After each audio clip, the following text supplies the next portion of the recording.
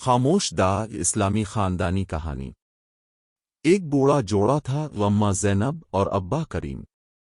وہ غریب تھے، کمزور تھے اور بڑھاپے کے سائے میں زندگی گزار رہے تھے۔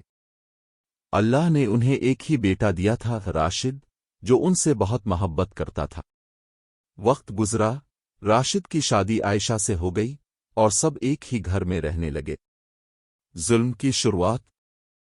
شروع میں سب اچھا تھا، مگر آہستہ آہستہ عائشہ کا رویہ بدلنے لگا۔ اسے ساس سسر کی موجودگی ناگوار لگتی تھی۔ وہ اماں زینب سے سخت لہجے میں کہتی، بیٹا بڑا ہو گیا ہے، اب آپ لوگ الگ رہیں۔ اور جب ابا بیمار ہوتے تو پانی تک نہ دیتی۔ راشد سب دیکھتا لیکن گھر میں جھگڑا نہ ہو اس لیے خاموش رہ جاتا۔ رات کو اماں اور ابا خاموشی سے روتے اور اللہ کے حضور ہاتھ اٹھاتے، اے اللہ، ہمارے بیٹے کو سلامت رکھ اور ہماری بہو کو ہدایت دے۔ موڑ۔ ایک دن اچانک راشد کا ایکسیڈنٹ ہو گیا۔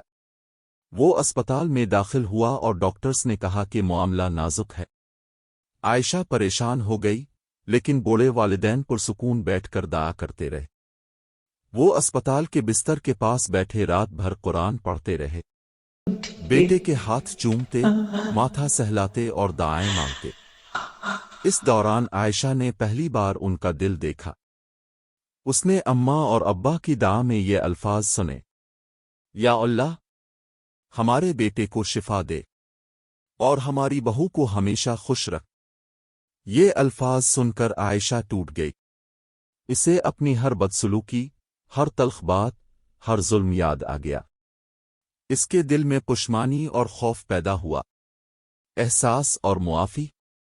روتے ہوئے عائشہ نے بوڑھی ماں اور باپ کے قدم پکڑ لیے، مجھے معاف کر دیں، میں نے آپ کی قدر نہیں کی، میں بھول گئی کہ بوڑھوں کے قدموں میں جنت ہوتی ہے۔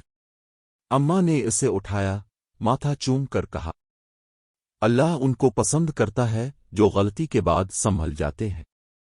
اللہ نے ان بوڑھے والدین کی دعا سن لی۔ چند دنوں میں راشد صحت یاب ہو گیا۔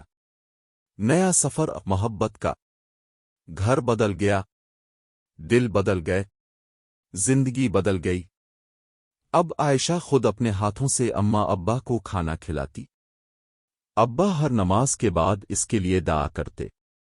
اماں اسے بیٹی کہہ کر پیار کرتی، اور راشد خوشی سے چمک اٹھتا۔ اللہ نے گھر میں برکت ڈال دی۔ راشد کو اچھی نوکری ملی، عائشہ ماں بن گئی، اور گھر میں پیار، عزت اور سکون لوٹ آیا۔